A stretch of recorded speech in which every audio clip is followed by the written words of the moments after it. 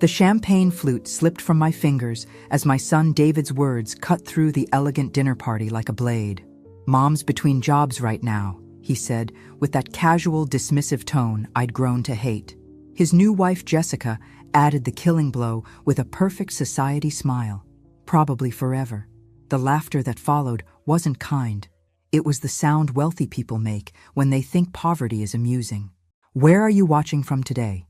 Drop your location in the comments below and hit that like and subscribe button. I'm Margaret Walsh, and at 54, I thought I'd heard every possible way to be humiliated by family. I was wrong. Sitting at that mahogany table in the Reynolds mansion, surrounded by crystal and silk, I realized my son had married into exactly the kind of family that measures human worth in dollar signs. The irony was delicious, really, because none of them knew what had happened just 6 hours earlier. David had met Jessica Reynolds 8 months ago at some charity gala where young lawyers network with old money. She was 28, blonde, and had that particular kind of beauty that comes from excellent genetics and expensive maintenance.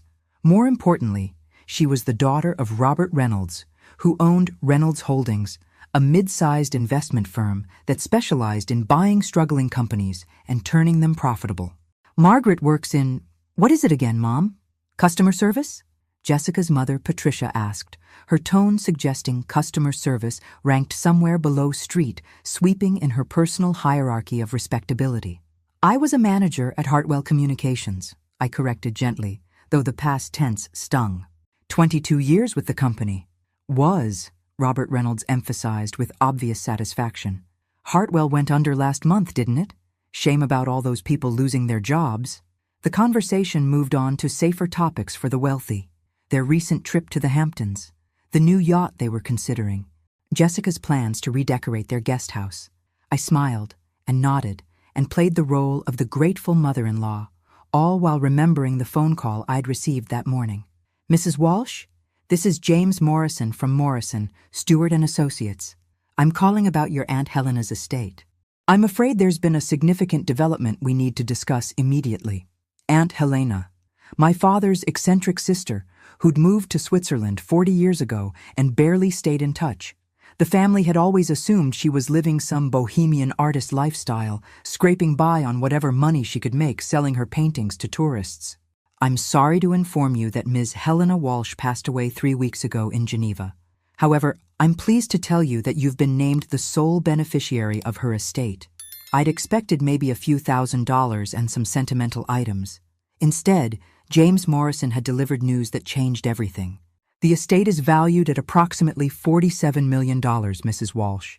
Your aunt was quite successful in her investments. $47 million. I'd spent the rest of the morning in Morrison's office, signing papers and trying to process the magnitude of what had happened. By noon, I had access to more money than I'd ever dreamed of. By 6 p.m., I was sitting at this dinner party, listening to my son's wife mock my employment status while her father bragged about acquiring failing businesses for pennies on the dollar. The key, Robert was explaining to David over the dessert course, is to identify companies that are struggling but still have valuable assets. You buy them cheap, strip out the unnecessary expenses, usually starting with the older employees, and restructure for maximum profit. Sounds brilliant, David said with genuine admiration. You must have quite a portfolio by now.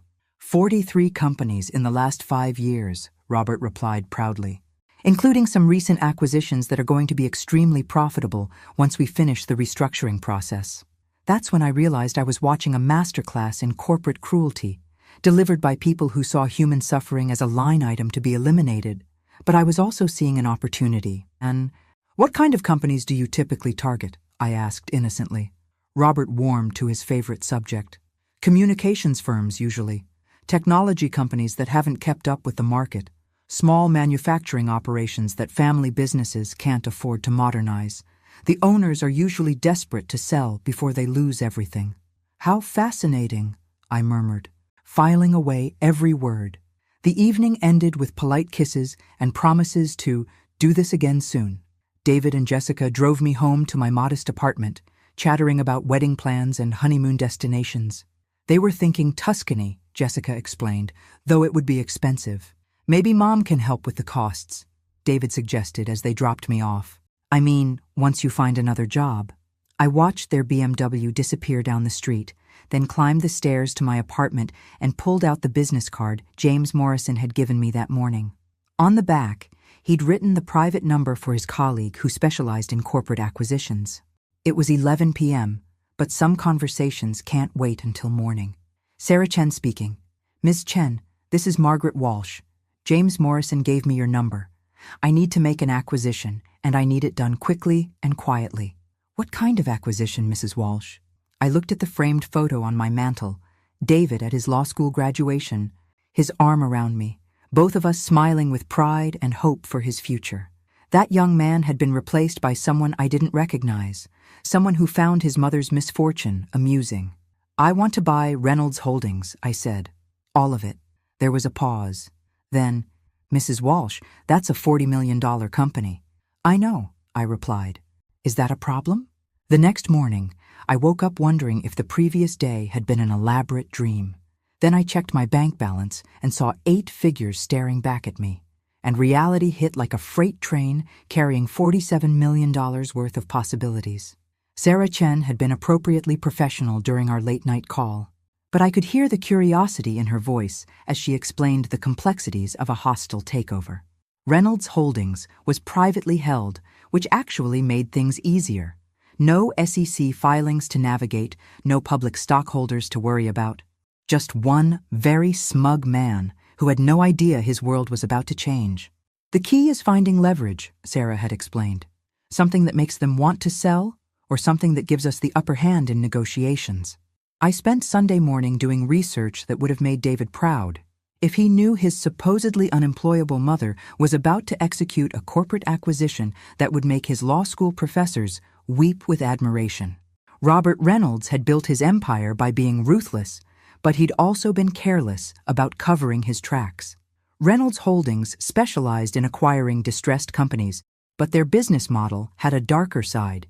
They targeted family businesses in financial trouble, offered what seemed like lifelines, then systematically destroyed them for parts. The family that had run Thompson Manufacturing for 60 years lost everything when Reynolds stripped their assets and sold the real estate to developers. Hartwell Communications, my former employer, had been gutted so thoroughly that 200 people lost their jobs just before Christmas. But Robert Reynolds had made one crucial mistake. He'd been telling the truth at dinner when he bragged about his recent acquisitions.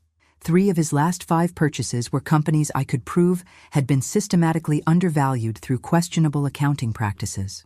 More importantly, 2 of those deals involved pension funds that had mysteriously disappeared during the acquisitions. By Monday morning, I had enough information to bury Robert Reynolds in litigation for the next decade, but I had something much more elegant in mind. I met Sarah Chen at her downtown office, a sleek space with glass walls that screamed expensive competence. She was younger than I'd expected, maybe 40, with sharp black hair and the kind of focused intensity that suggested she ate lesser lawyers for breakfast. Mrs. Walsh, I have to ask, what's your relationship to Reynolds Holdings? I told her about David and Jessica, about the dinner party, about Robert's casual cruelty toward people like me. Sarah's expression shifted from professional interest to something that looked almost predatory. So, this is personal. Very, I confirmed, but I want it done legally and completely. No shortcuts, no questionable tactics. When this is over, I want Robert Reynolds to know exactly who destroyed his empire and why. Sarah smiled for the first time since I'd met her. Mrs. Walsh, I think you and I are going to work very well together. The plan was elegant in its simplicity. Reynolds Holdings was profitable but cash poor, having overextended themselves on their recent acquisitions. They'd been financing their expansion through a complex web of loans and credit arrangements that looked impressive on paper, but were actually quite fragile. We don't need to buy the whole company, Sarah explained. We just need to control enough of their debt to force a sale. Within 48 hours, Sarah had mapped out Reynolds Holdings' entire financial structure. They owed money to 17 different entities, and their largest creditor, a pension fund investment group, was getting nervous about some irregularities they'd discovered in the Reynolds portfolio. How nervous? I asked. nervous enough to sell their debt position to us for 60 cents on the dollar, especially if we can provide evidence that Reynolds might not be able to pay. And if we own their debt, then we become their largest creditor. And if they can't pay, which they won't be able to once we call in certain loans, we can force them into bankruptcy or a distressed sale. It was beautiful. Really, Robert Reynolds had built his fortune by financial manipulation, and now those same tactics would be his downfall. But the sweetest part was that I wouldn't just be destroying his company, I'd be acquiring it. How long? I asked. 2 weeks if everything goes according to plan. Maybe less if they panic. I thought about Jessica's wedding dress, still hanging in her childhood bedroom, waiting for a June ceremony that would now have very different implications. I thought about David, already mentally spending money his in-laws wouldn't have much longer. Make it happen, I said. Sarah started making calls before I'd even left her office. By Thursday, we owned 38% of Reynolds Holdings' debt. By Friday, we'd acquired controlling interest in 2 of their subsidiary companies. And on Saturday morning, exactly 1 week after Robert Reynolds had humiliated me at his dinner table, I got the call I'd been waiting for. Mrs. Walsh, this is Robert Reynolds. I think we need to talk. I was in my kitchen, making coffee in my modest apartment, when the man who'd mocked my unemployed status called to beg for mercy. The irony was so perfect I almost laughed. Of course, Robert. What can I do for you? I think you know what this is about. Your people have been very aggressive in the market this week. My people? Don't play games with me, Margaret. I know what you're doing. The question is what you want. I stirred honey into my coffee and looked out the window at the ordinary suburban street where I'd lived for the past 5 years. Next week I could buy any house in this city, but right now I was exactly where I wanted to be. What I want, Robert, is to meet with you tomorrow morning. Your office, 9 a.m. Come alone. Margaret, whatever you think you're accomplishing. 9 a.m., I repeated, and hung up. I spent the rest of Saturday planning exactly what I was going to say to the man who'd treated me like garbage while stealing the livelihood of hundreds of people like me. But first, I had a phone call to make. David, it's Mom. I hope I'm not interrupting your Saturday. Mom, hi. No, we were just having brunch with Jessica's parents. Actually, her dad's been acting weird all week. Some business thing has him stressed out. I'm sure it's nothing serious, I said, fighting to keep the satisfaction out of my voice. Listen, sweetheart, I wanted to talk to you about something. Could you and Jessica come to dinner tomorrow night? There's something I need to tell you both. Sure, Mom. Is everything okay? You sound different. Everything's fine, honey. Better than fine. Actually, I'll see you tomorrow at 7.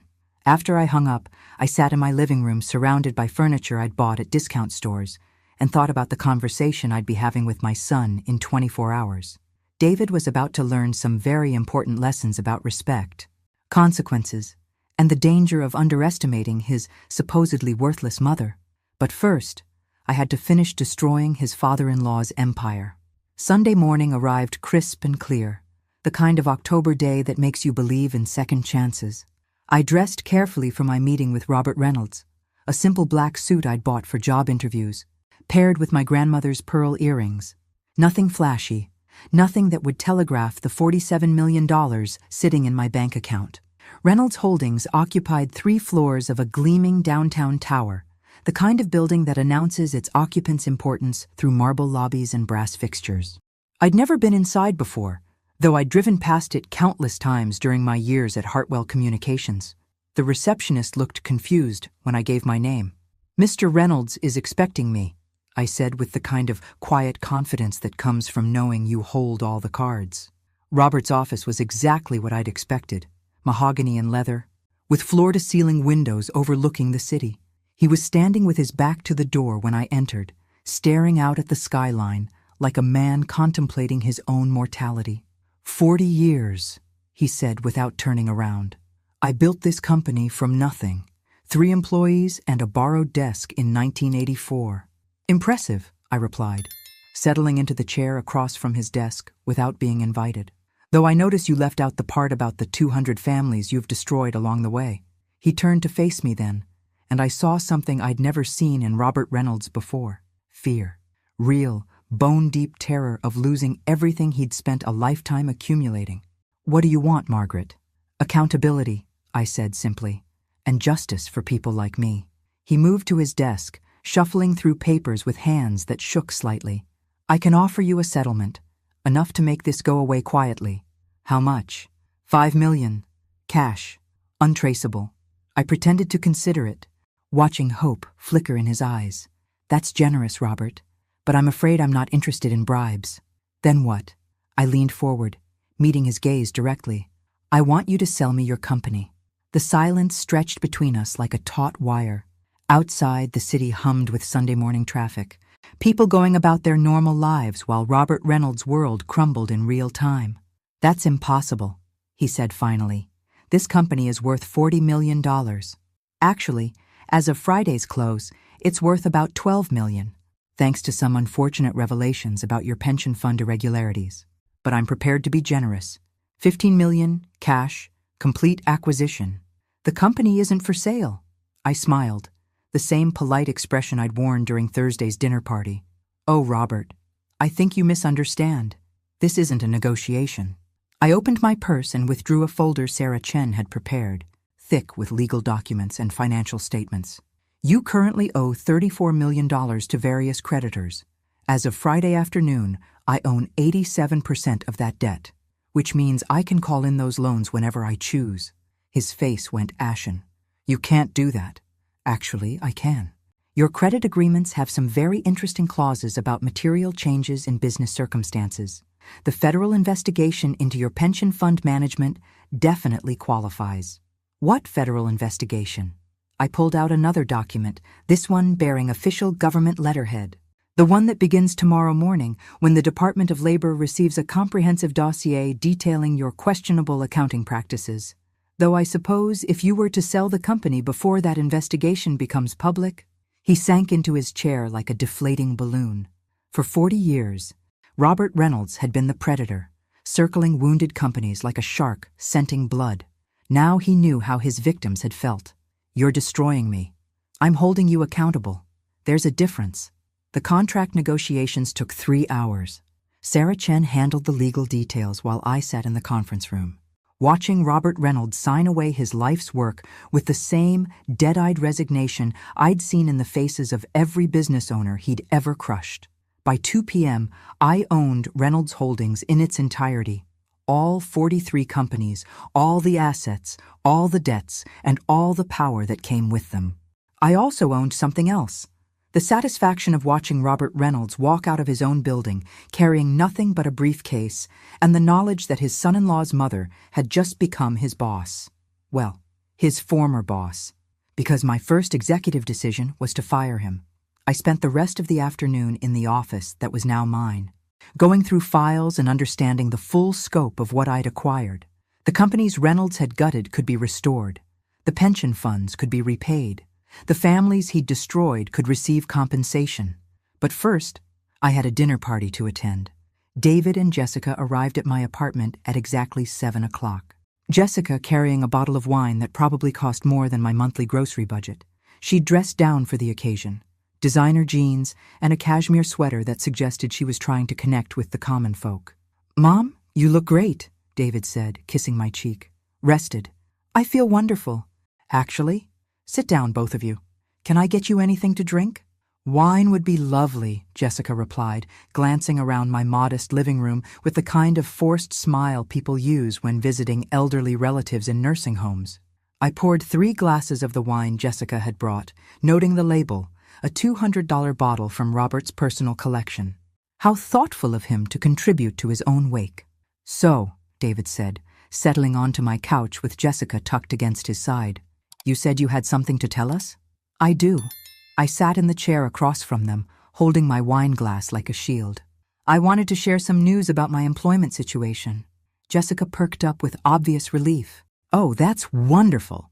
Did you find another customer service position?" "Actually, I've moved into corporate acquisitions." "Acquisitions?" David looked confused. "Mom, that's a pretty specialized field.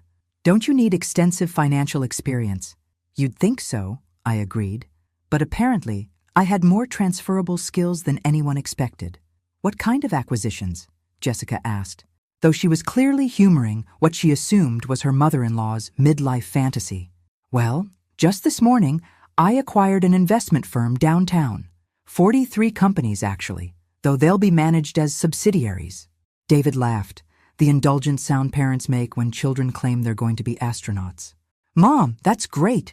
Are you talking about some kind of entry-level position? Maybe administrative support? No, sweetheart. I own the company. All of it. The silence that followed was profound. Jessica's wine glass stopped halfway to her lips. David's smile froze in place, like a photograph of happiness. I'm sorry, Jessica said carefully.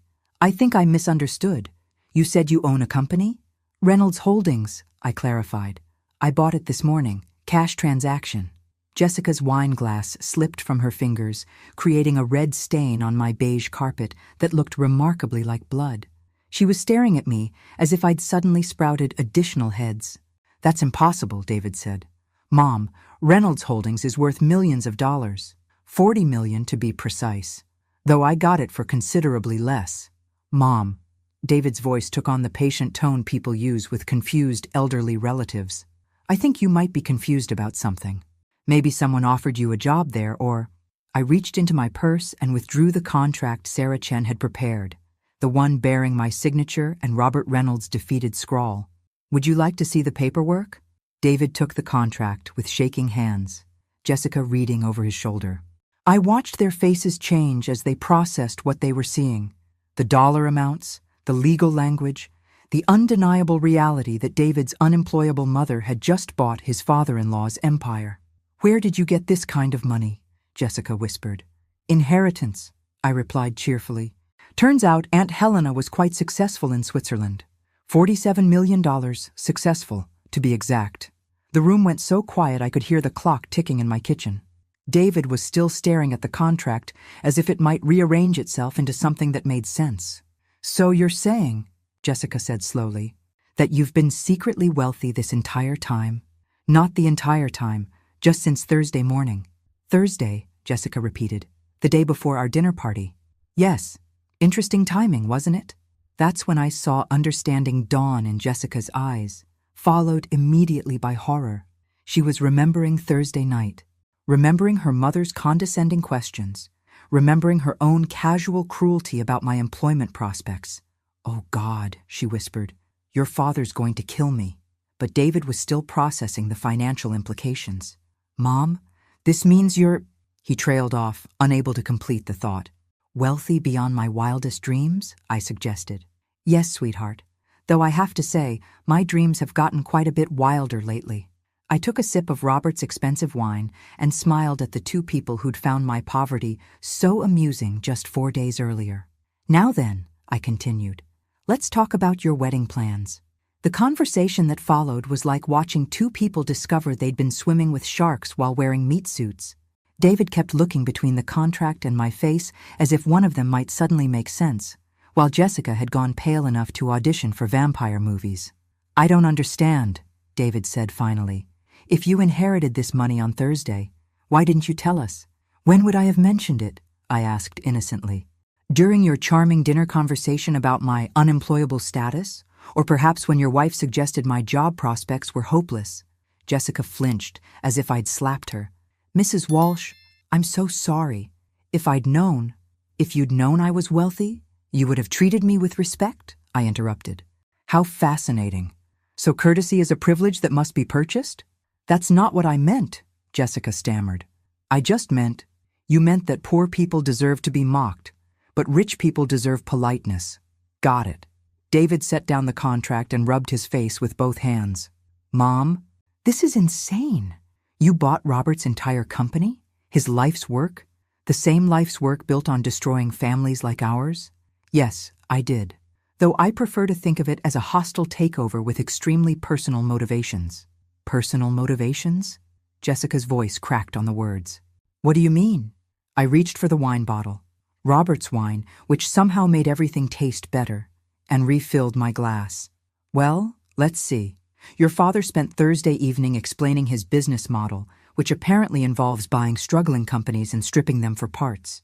He seemed particularly proud of eliminating unnecessary expenses, which is corporate speak for firing anyone over 50. He's a businessman, Jessica said weakly. He has to make tough decisions. Like the tough decision to steal pension funds from Hartwell Communications?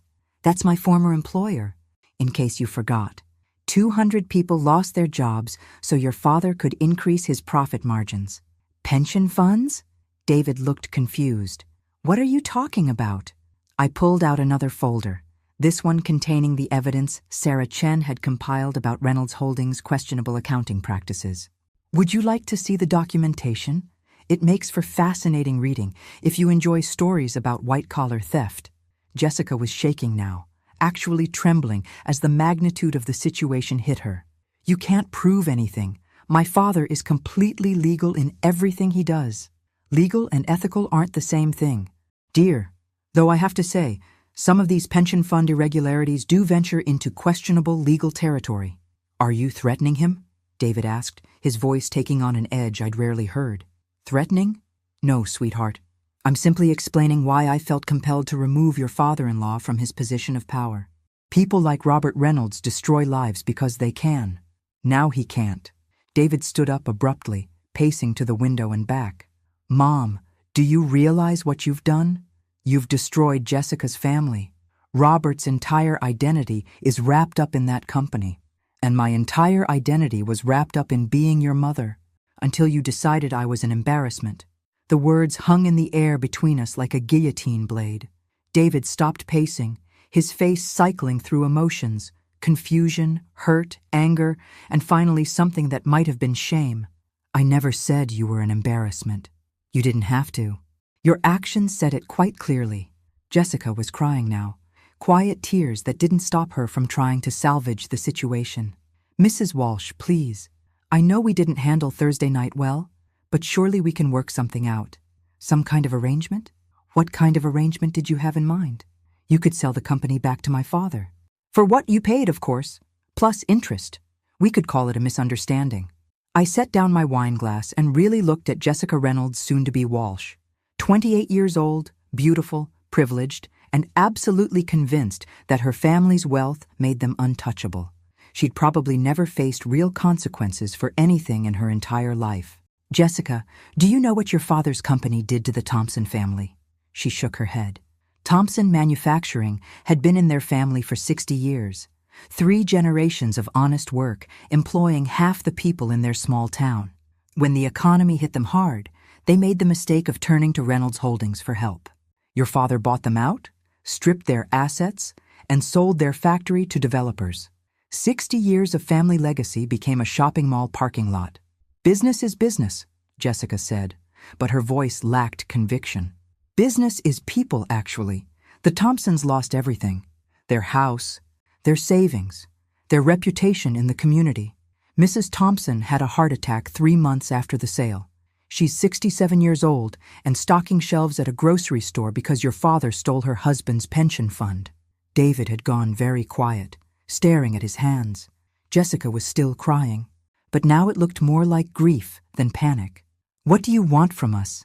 David asked finally. It was the right question, and I'd been waiting 3 days to answer it. I want you to understand that actions have consequences. I want you to learn that treating people with cruelty, even people you think don't matter, can come back to haunt you in ways you never imagined. And then we figure out how to move forward as a family, if that's possible. Jessica wiped her eyes with the back of her hand, leaving mascara smudges that made her look younger and more vulnerable. What happens to my father? Your father is discovering what it feels like to be powerless. It's an educational experience I highly recommend.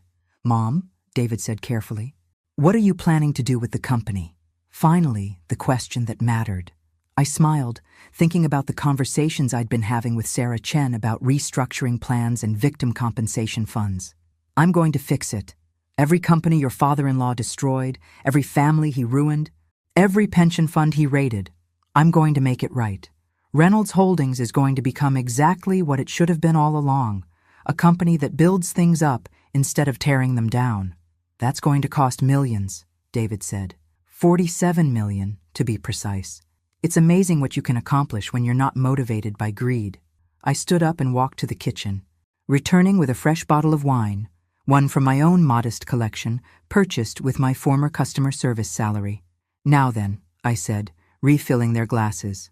Let's talk about your wedding plans. I assume you'll need to make some adjustments to the budget. Jessica and David exchanged a look that spoke volumes.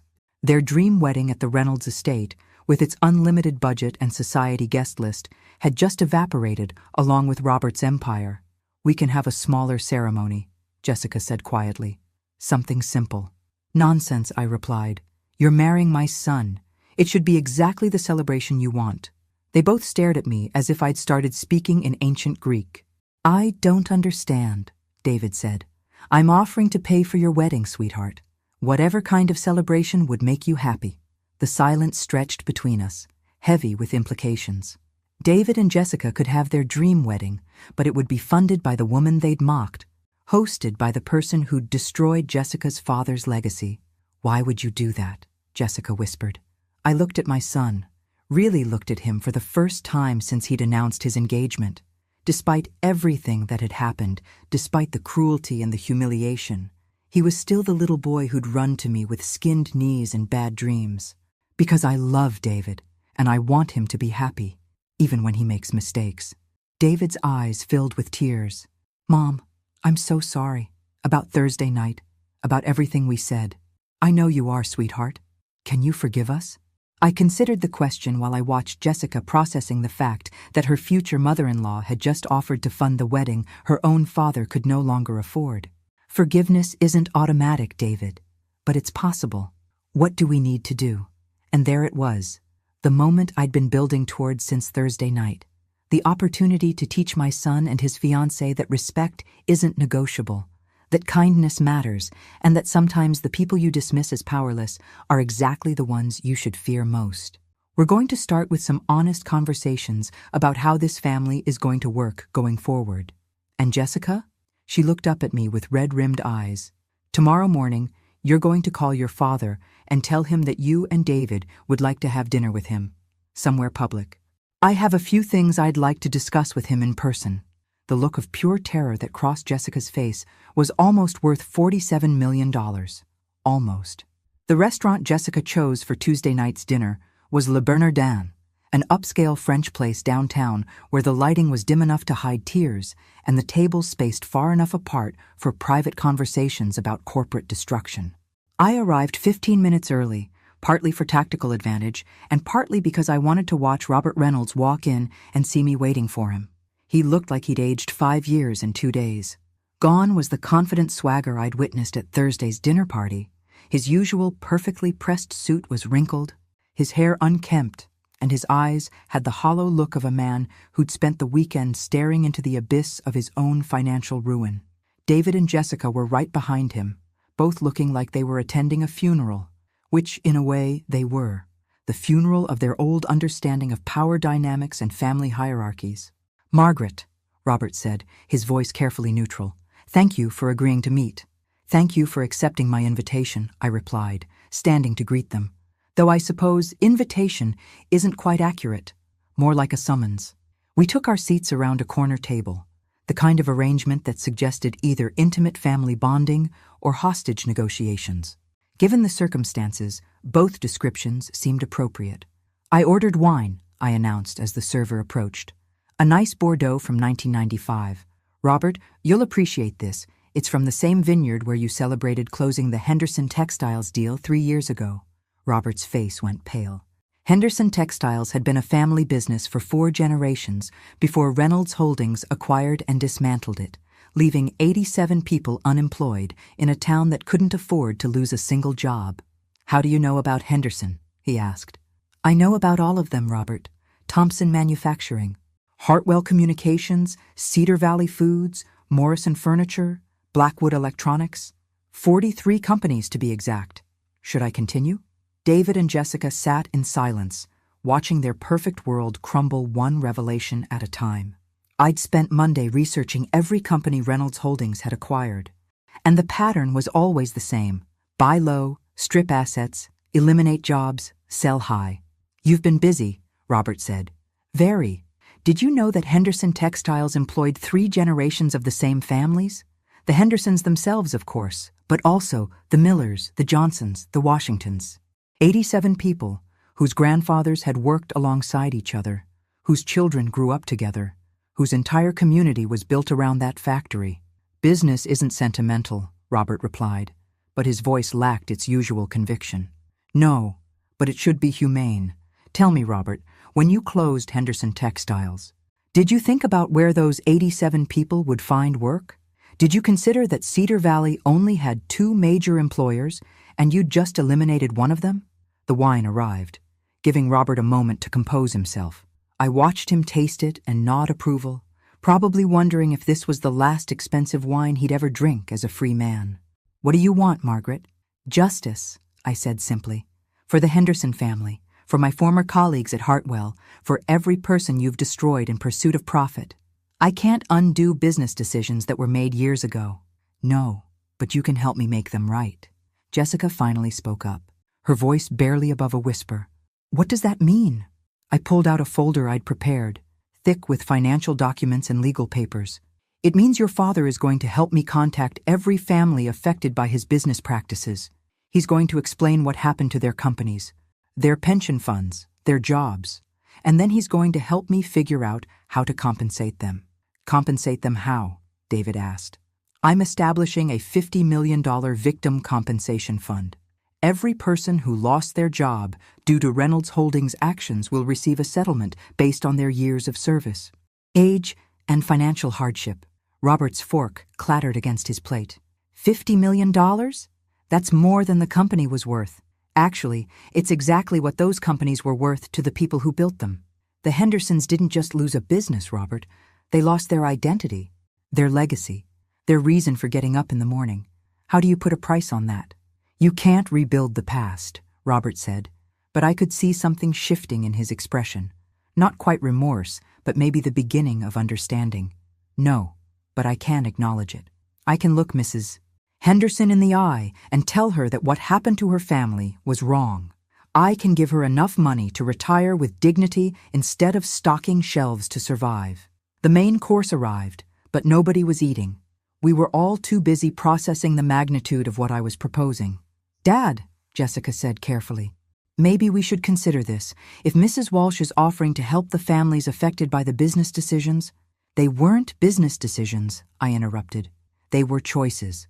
Robert chose profit over people again and again because he never had to face the consequences. Now he does. And if I refuse to cooperate? Robert asked. I smiled, the same polite expression I'd perfected during 22 years of customer service. Then tomorrow morning, the FBI receives a comprehensive file detailing the pension fund irregularities I discovered in your business records. The Department of Labor gets a copy too, and the IRS gets some interesting documentation about your offshore accounting practices. Offshore accounting? David looked confused. What offshore accounting? Your father-in-law has been very creative with his tax obligations, sweetheart. Swiss bank accounts, Cayman Island shell companies, the works. All perfectly legal, I'm sure, but the kind of thing that attracts attention when combined with questionable pension fund management. Robert was gripping his wine glass so tightly I thought it might shatter. You're blackmailing me. I'm offering you a choice. You can help me make things right for the people you've hurt, or you can face the legal consequences of your actions alone. Either way, justice is coming. David reached across the table and touched my hand. Mom, this is really what you want? To spend your inheritance on strangers? I looked at my son, seeing him clearly for perhaps the first time in years. David was a good person who'd gotten caught up in the wrong values, influenced by the wrong people. But underneath the entitlement and casual cruelty, he was still the boy who'd cried when we had to put down our old dog, who'd spent his allowance buying flowers for my birthday when he was 12. David, do you remember what your father used to say about money? His eyes softened with memory. That it was a tool, not a goal. Your father was a good man who understood that wealth without purpose is just hoarding. This money gives me the power to help people who need it. How could I waste that opportunity on things I don't need? But $50 million, Mom. That's your security, your future. Sweetheart, I still have enough left over to buy this restaurant. My future is secure, but Mrs. Henderson's future isn't, and neither is yours if you keep following your father-in-law's example. Robert had been listening to this exchange with growing understanding. You're trying to teach them a lesson. I'm trying to teach all of you a lesson about consequences, about responsibility, about the fact that every business decision affects real people with real lives. And if we learn this lesson, then we move forward as a family. David and Jessica have their wedding. You help me contact the affected families, and everyone gets a chance to be better than they were before. Jessica was crying again, but these tears looked different. Less panic, more grief. Mrs. Walsh, I need to ask you something. Of course, dear. When you were sitting at our dinner table last Thursday, listening to us mock you, what were you thinking? I considered the question while I watched this young woman wrestle with shame and regret. I was thinking that you were all very lucky I'm a patient person, and I was planning exactly how I was going to destroy your father's empire. Even then, you already knew what you were going to do. Jessica, I've spent my entire adult life being underestimated by people who thought their money made them better than me. Your father's dinner party wasn't the first time I'd been humiliated, just the last time I was going to tolerate it. Robert cleared his throat, drawing our attention back to him. Margaret, if I agree to help you with this compensation fund, what happens to my family? Jessica and David, their wedding, their future. Their future is whatever they make of it, but it will be built on honesty instead of exploitation. And me? What happens to me? I looked at Robert Reynolds, really looked at him. Stripped of his company and his arrogance, he was just a frightened old man who'd spent 40 years making the wrong choices. But everyone deserves a chance at redemption. That depends entirely on you, Robert. Are you ready to face the people you've hurt and try to make things right? He was quiet for a long time, staring into his wine glass as if it contained answers to questions he'd never thought to ask. When he finally looked up, his eyes held something I'd never seen before. Genuine remorse. Yes, he said quietly, I think I am. But as we left the restaurant that night, none of us knew that Robert's cooperation was about to become the least of our problems, because Jessica's mother, Patricia, had been busy making phone calls of her own. Wednesday morning brought an urgent phone call from Sarah Chen that shattered any illusion that my corporate takeover would proceed smoothly. Margaret, we have a problem. A big one. I was in my kitchen, making coffee and enjoying the morning routine that had become infinitely more satisfying since I'd learned I could buy the coffee plantation if I wanted to. What kind of problem? Patricia Reynolds has hired Blackstone and Associates to challenge the acquisition. They're claiming you used insider information and coercion to force the sale. Blackstone and Associates. Even I'd heard of them. They were the kind of legal firm that specialized in protecting old money from new realities. Their clients included politicians, Fortune 500 CEOs, and anyone else who could afford to pay their astronomical fees to make problems disappear. Do they have a case? I asked. They might, if they can prove that you acquired privileged information about Reynolds Holdings' financial situation through your relationship with Jessica and David. They could argue that the sale should be voided.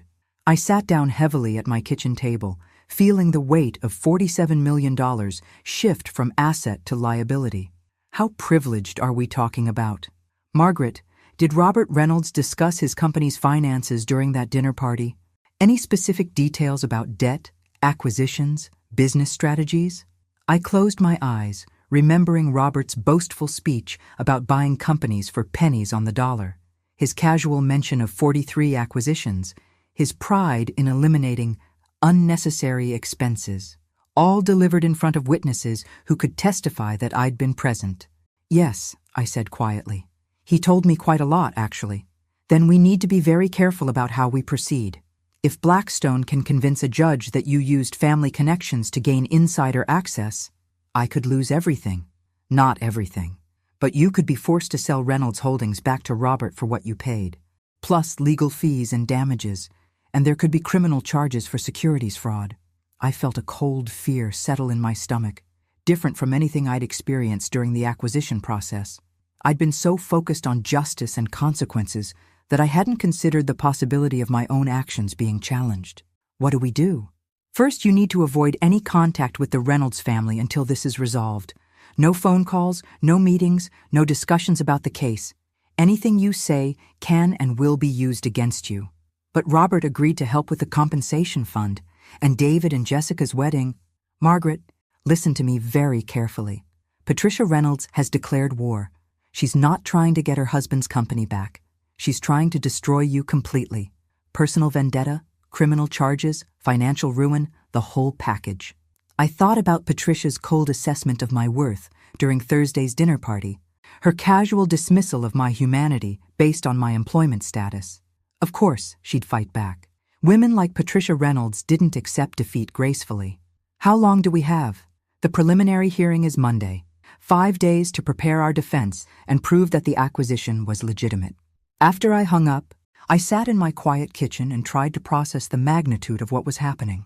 In attempting to teach the Reynolds family about consequences, I'd walked straight into their world, a world where money and connections could rewrite reality, where justice was negotiable if you knew the right lawyers.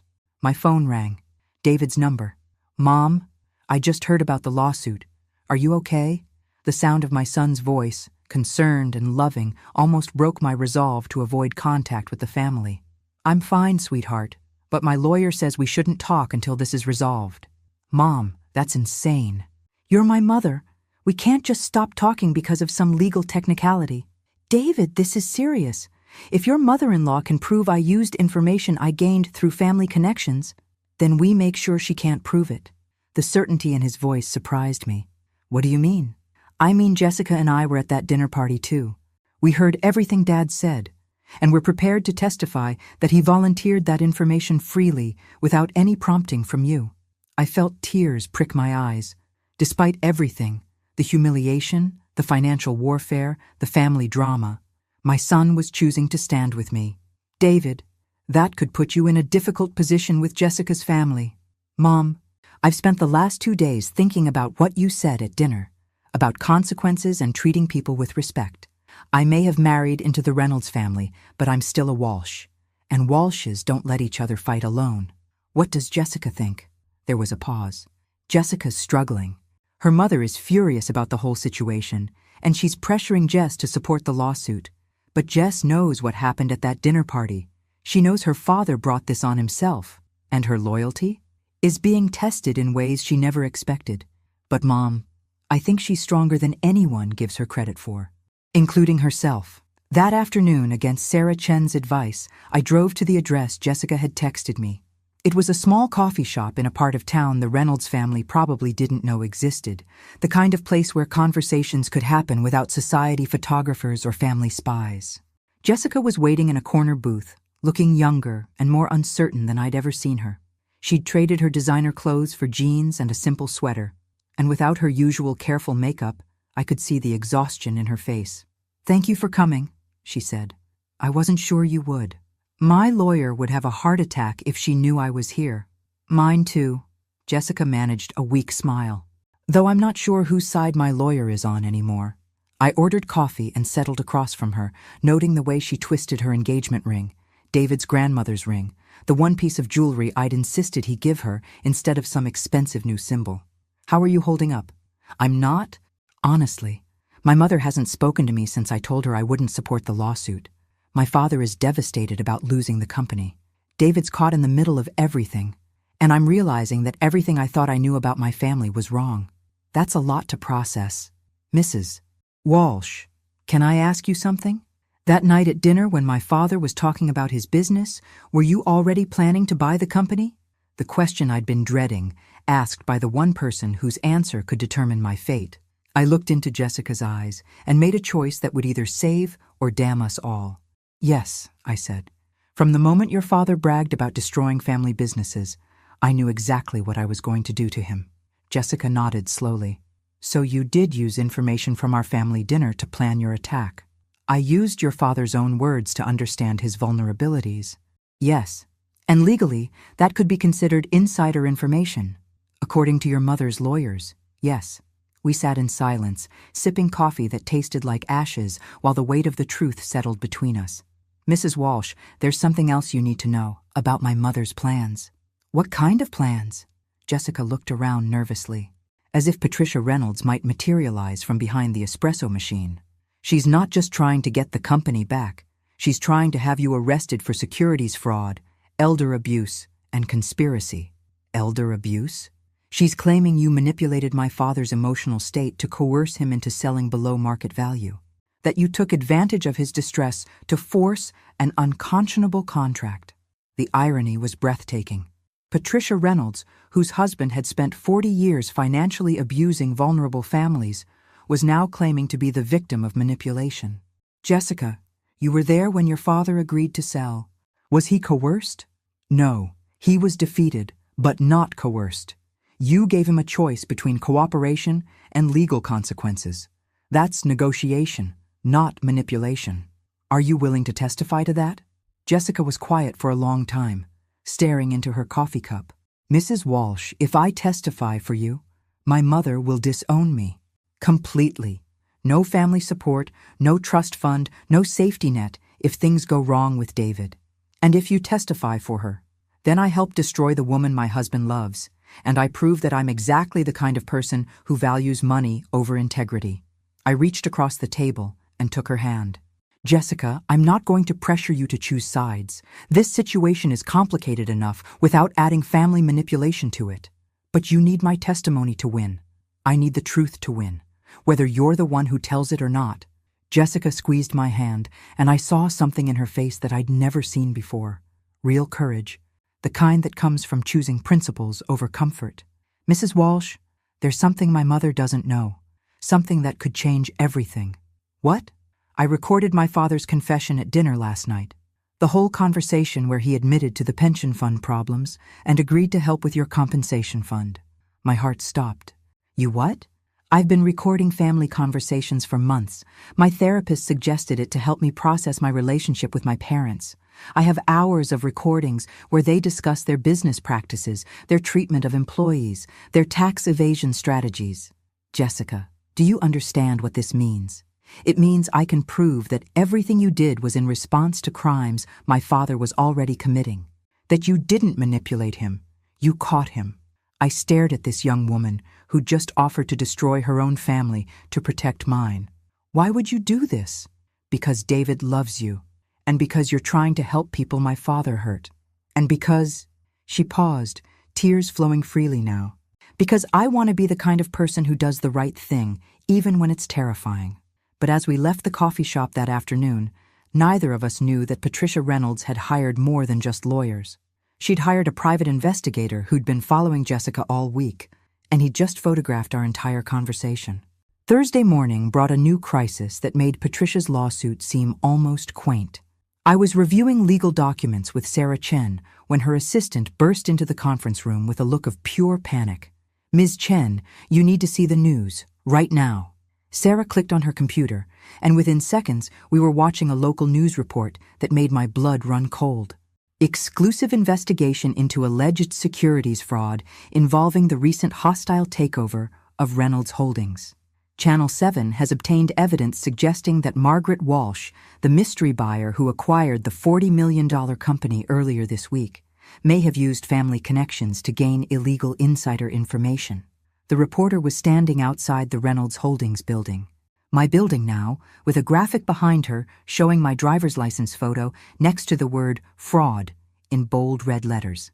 Sources close to the Reynolds family report that Walsh, who is the mother-in-law of Robert Reynolds' daughter, attended a family dinner where confidential business information was allegedly discussed. This information may have been used to orchestrate what financial experts are calling one of the most aggressive corporate raids in recent memory. Sarah muted the volume and turned to me with an expression I'd never seen on her face before. Genuine fear. Margaret, this changes everything. Once something hits the news cycle, it becomes about public perception, not just legal facts. Judges don't like to appear sympathetic to people who've been painted as criminals. How did they get this information so quickly? Patricia Reynolds has connections everywhere. Media, legal, political. She's not just fighting for her husband's company anymore. She's fighting for her family's reputation. My phone was buzzing nonstop with calls from reporters, blocked numbers, and people I hadn't heard from in years who suddenly wanted to know if I was really the mystery millionaire they'd seen on the news. I turned it off and tried to focus on what Sarah was telling me about emergency legal strategies. But the truth was, I was scared. Really, deeply terrified in a way I hadn't been since the morning I discovered $47 million in my bank account. The woman who'd bought Reynolds Holdings had been confident, strategic, powerful. The woman on the news looked like a criminal. What do we do now? We accelerate everything. The preliminary hearing is Monday, but if this media attention continues to build, we might not make it that far. Patricia could get an emergency injunction to freeze the acquisition pending investigation. Which means you could lose control of Reynolds Holdings before we can prove the acquisition was legitimate. All those families you wanted to help, all the compensation you planned to provide, it all disappears if the sale gets voided. I thought about Mrs. Henderson, stocking shelves at 73 because Robert Reynolds had stolen her husband's pension, about the families in Cedar Valley who'd lost their jobs when their factory closed, about the hundreds of people counting on justice that might never come if I lost this fight. Sarah, I need you to do something for me, something that might be ethically questionable. Margaret, we're already walking a very thin line legally. I need you to call Jessica Reynolds and tell her I want to expedite the compensation fund. Today, before Patricia can stop us. You want to distribute $50 million in one day? I want to distribute as much as possible before they freeze my assets. If families are going to be helped, it needs to happen now. Sarah stared at me as if I'd suggested we rob a bank. Margaret, that looks exactly like someone trying to hide assets before a fraud investigation. It could be interpreted as evidence of guilt, or it could be interpreted as someone trying to do the right thing before legal technicalities make it impossible. It's insane. It's justice. That afternoon, while Sarah worked frantically to set up emergency financial transfers, I drove to David's apartment for what might be our last conversation before Patricia's legal machine crushed everything I'd tried to build. David and Jessica were waiting for me with coffee and the kind of forced optimism people use when discussing terminal diagnoses.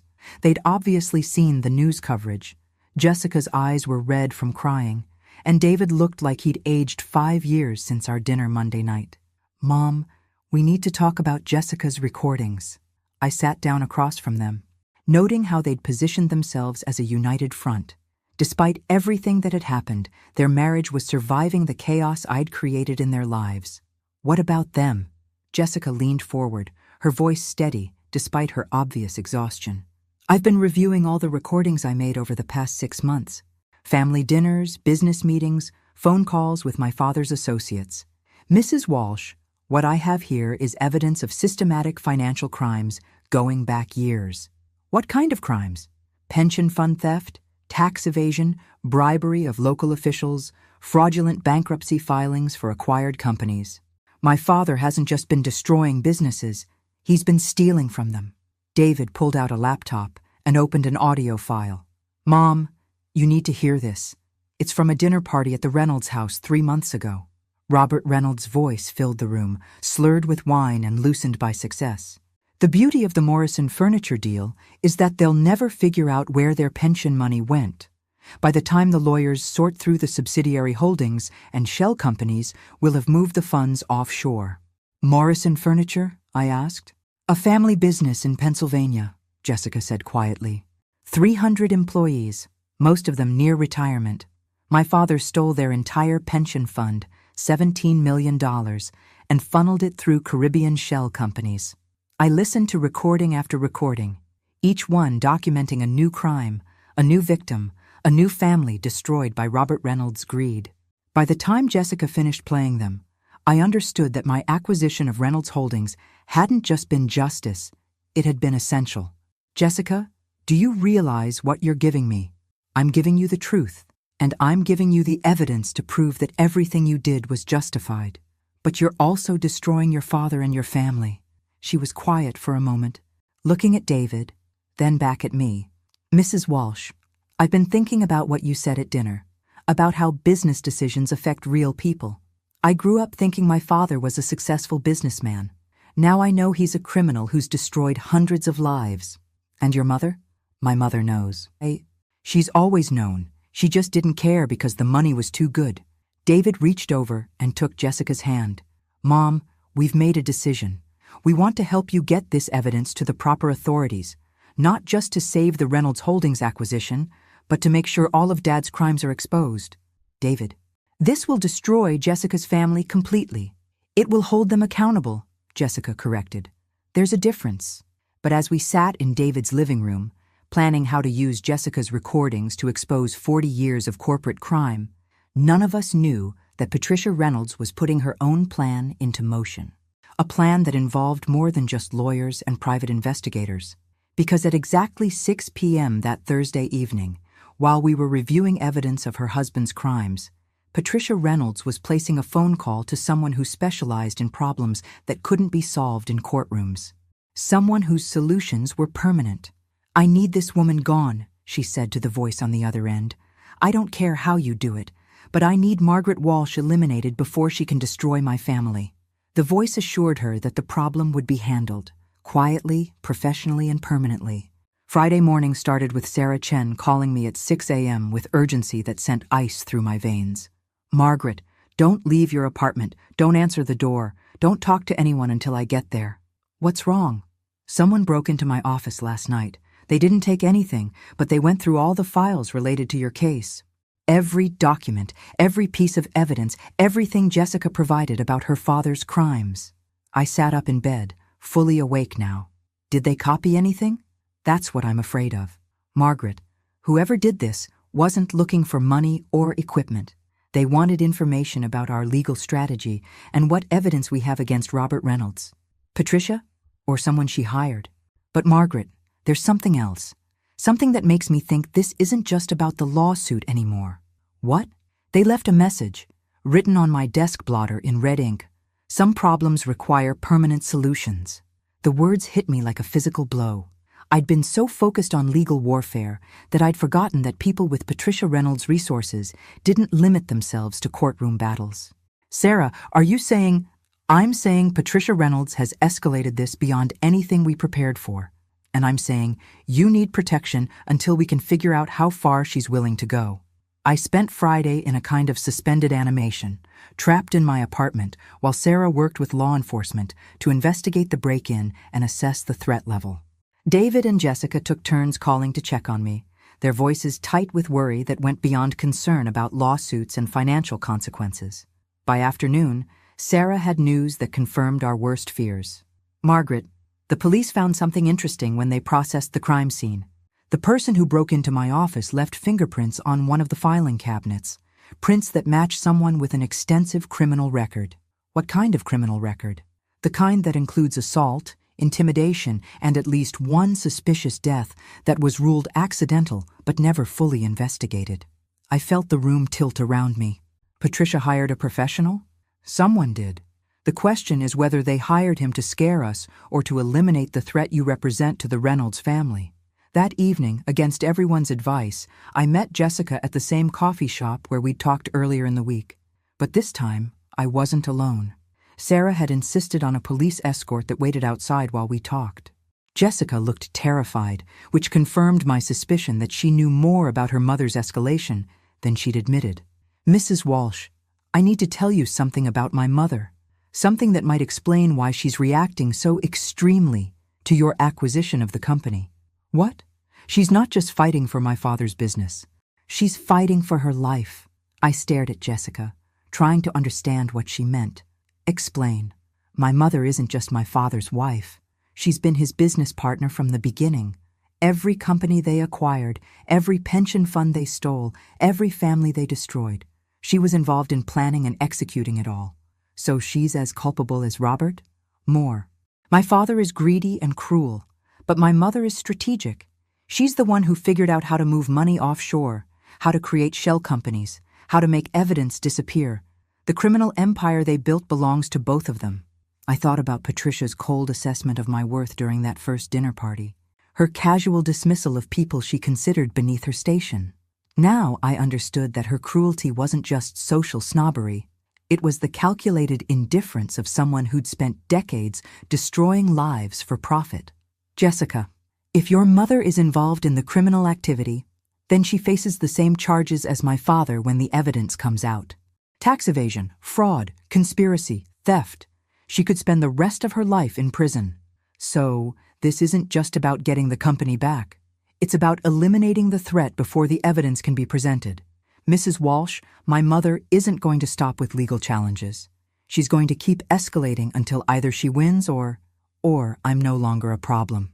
We sat in silence, sipping coffee that tasted like fear and regret. Outside, I could see the unmarked police car with the officers Sarah had insisted on, their presence both reassuring and terrifying.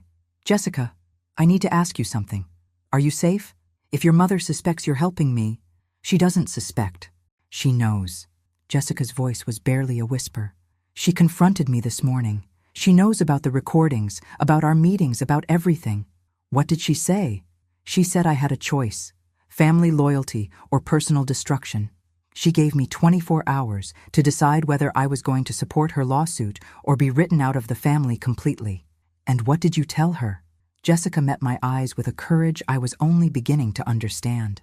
"I told her I'd already made my choice when I decided to marry David, that my loyalty belongs to the family I'm building, not the family I'm leaving behind." "How did she react?" "She said I was making the biggest mistake of my life, that I was choosing the wrong side of a war I couldn't win.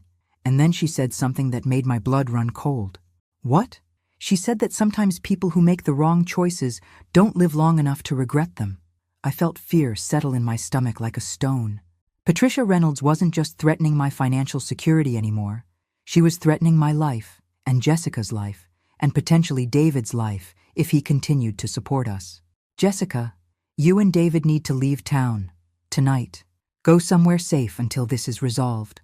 We're not running away. This isn't about courage. This is about survival."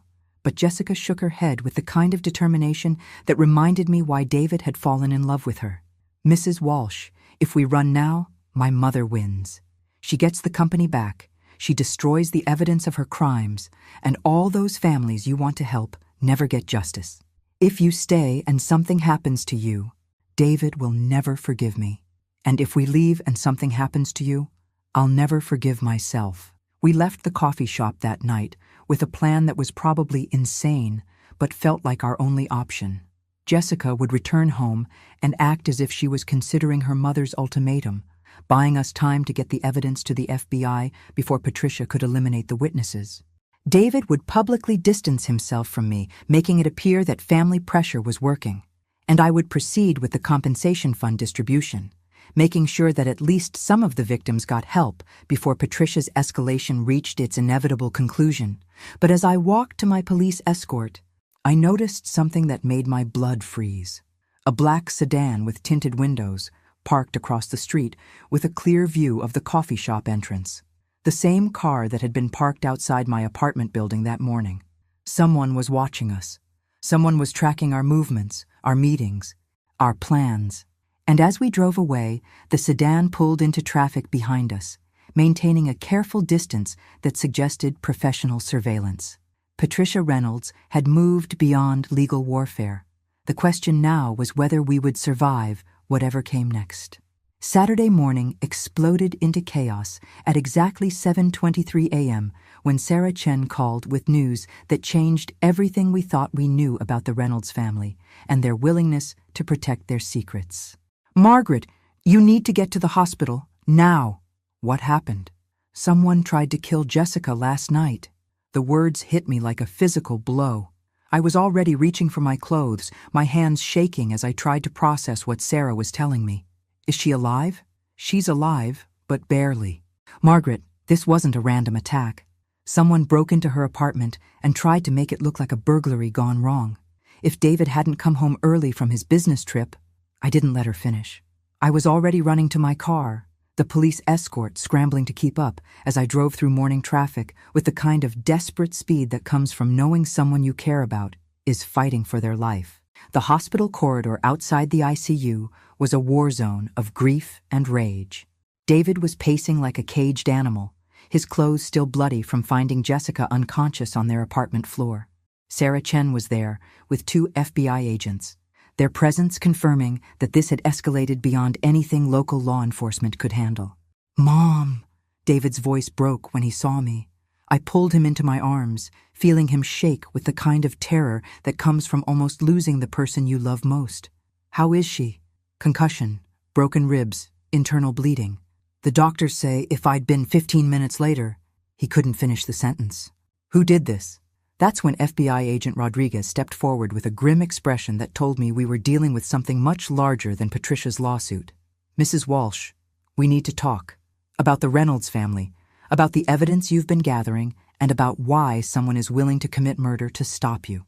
We moved to a private conference room where Agent Rodriguez laid out a case file that made my acquisition of Reynolds Holdings look like a minor business dispute.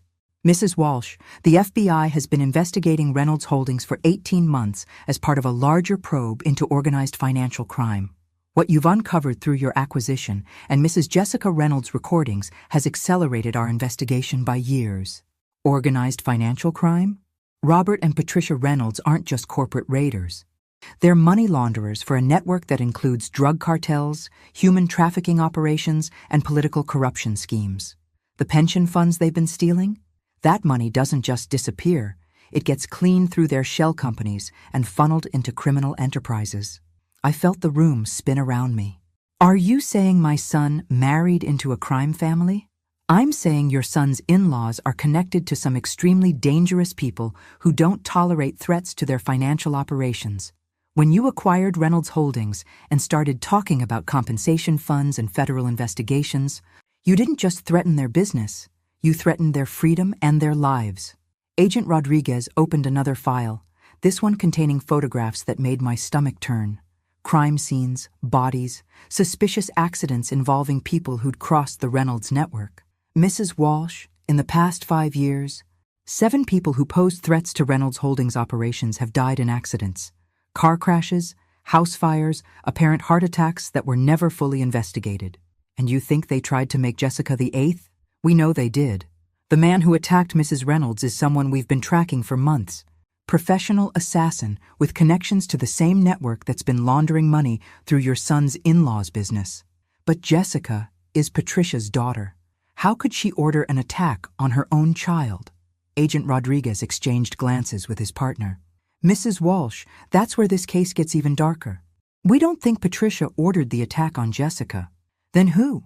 We think Jessica was supposed to be a message to you, proof that no one in your family is safe until you return Reynolds Holdings and forget everything you've learned about their operations. I thought about Patricia's ultimatum to Jessica, her demand for family loyalty or complete exclusion. But this was beyond family pressure. This was organized crime with roots that went deeper than I'd ever imagined. What happens now? Now we use the evidence you and Jessica gathered to bring down not just the Reynolds family, but their entire criminal network. The recordings, the financial documents, the shell company connections. It's enough to destroy a money laundering operation that's been running for decades. And the danger to my family continues until we can arrest everyone involved. Mrs. Walsh, these people have killed to protect their secrets. They won't stop trying until they're stopped permanently. That afternoon, while Jessica underwent surgery to repair internal damage from her attack, I sat with David in the hospital waiting room and made the hardest decision of my life. David, I want you to know that if anything happens to me, the compensation fund money is already protected. Sarah has distributed as much as we could legally move, and the rest is in an irrevocable trust for the victims' families. Mom, don't talk like that. Someone tried to murder your wife last night. This isn't a time for optimism, which is exactly why you need to end this. Give them back the company. Forget about the compensation fund, and let's all disappear somewhere safe until this blows over. I looked at my son, my brave, loving, terrified son, and saw David's father in his eyes. The same moral core that had driven my husband to become a teacher instead of chasing money. The same integrity that made him believe right and wrong mattered more than personal safety. David, do you remember what your father used to say about bullies? That you never defeat them by running away. Your father was right. The Reynolds family has been destroying lives for 40 years because no one was powerful enough to stop them. Now someone is. If I back down now, Jessica's attack means nothing. All those families stay destroyed. All that money stays stolen. All those criminals stay free. And if you don't back down, they kill you. Maybe, but they might kill me anyway, just to send a message to the next person who tries to hold them accountable. David was quiet for a long time, staring at his hands while machines beeped in the distance and families dealt with their own crises in other waiting rooms. Mom, there's something I need to tell you, something Jessica and I discovered before the attack. What? We found evidence that Patricia and Robert aren't just laundering money for criminals. They're planning to disappear. New identities, offshore accounts, the whole package. They're going to abandon Jessica, flee the country, and let someone else take the blame for their crimes. I stared at my son as the implications hit me. They were going to sacrifice their own daughter? Jessica isn't their daughter, Mom. She's adopted. Patricia told her years ago that if she ever became a liability instead of an asset, she'd be cut loose completely, which explains why they were willing to have her attacked, and why she's been so desperate to prove her loyalty to our family instead of theirs. That's when I understood the full scope of what we were fighting. The Reynolds family wasn't just criminal, they were sociopathic. They'd raised Jessica as a commodity, valued her only as long as she was useful, and discarded her the moment she chose justice over complicity. But they'd made one crucial mistake. They'd underestimated what a mother would do to protect her family. David, I need you to stay here with Jessica. Don't leave the hospital, don't talk to anyone from the Reynolds family, and don't trust anyone except the FBI agents. Where are you going? I stood up, feeling $47 million transform from wealth into weapons, from assets into ammunition for the war Patricia Reynolds had started. I'm going to end this, tonight, before they can hurt anyone else we love. But as I walked out of the hospital that evening, I didn't know that Patricia Reynolds was already putting her final plan into motion. A plan that would either destroy everything I'd built or prove that justice sometimes requires the kind of courage that looks exactly like insanity. The warehouse where I was supposed to meet Patricia Reynolds looked exactly like the kind of place where people disappear permanently. Abandoned, isolated, surrounded by the kind of darkness that swallows screams and hides secrets. But I'd come anyway, because some conversations can only happen between predators who finally recognize each other. Sarah Chen had begged me not to come alone. The FBI had insisted they could provide protection. David had actually tried to physically stop me from leaving the hospital, but they all misunderstood what was happening here. This wasn't about protection anymore. This was about ending a war that Patricia Reynolds had started when she decided my family was expendable.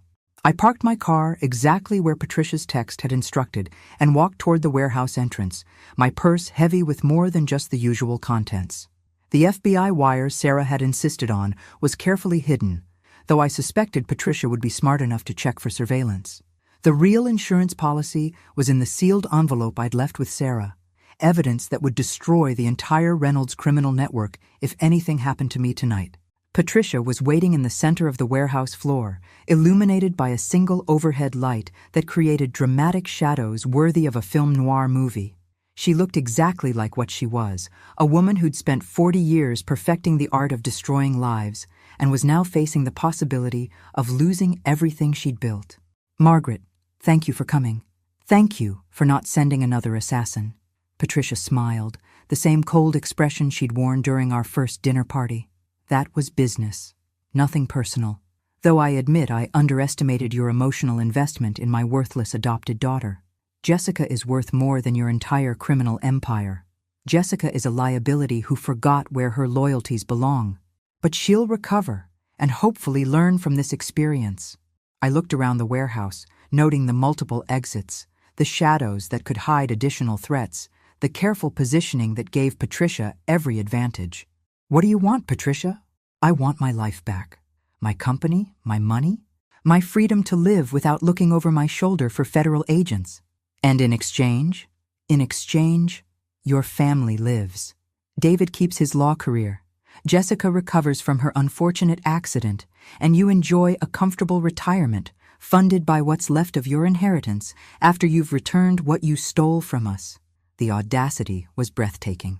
Patricia Reynolds, whose criminal network had destroyed hundreds of families, was negotiating as if she was the victim of my unreasonable demands. What makes you think I'd trust any deal you offer? Because the alternative is that everyone you care about suffers the same fate as Jessica, but permanently this time. That's when I understood that Patricia Reynolds had never planned for this conversation to end with both of us walking away alive. This wasn't a negotiation. It was a confession before an execution. Patricia, can I ask you something? When you decided to have your own daughter attacked, did you feel anything at all? Jessica isn't my daughter. She's a project that failed to meet expectations. And David, my son? What's your plan for him? David will grieve appropriately for his mother's tragic accident. Inherit what's left of your money and hopefully choose more suitable business associations in the future. I pulled out my phone and pressed record, though I suspected Patricia was beyond caring about evidence at this point. Tell me about the money laundering operation. I'm curious how you built such an extensive criminal network. Patricia laughed. A sound like breaking glass. You think you're clever, trying to get me to confess? Margaret, darling, you're never leaving this warehouse alive. I can tell you anything I want. So tell me. And she did. For the next 20 minutes, Patricia Reynolds laid out 40 years of criminal activity with the pride of an artist describing her masterpiece.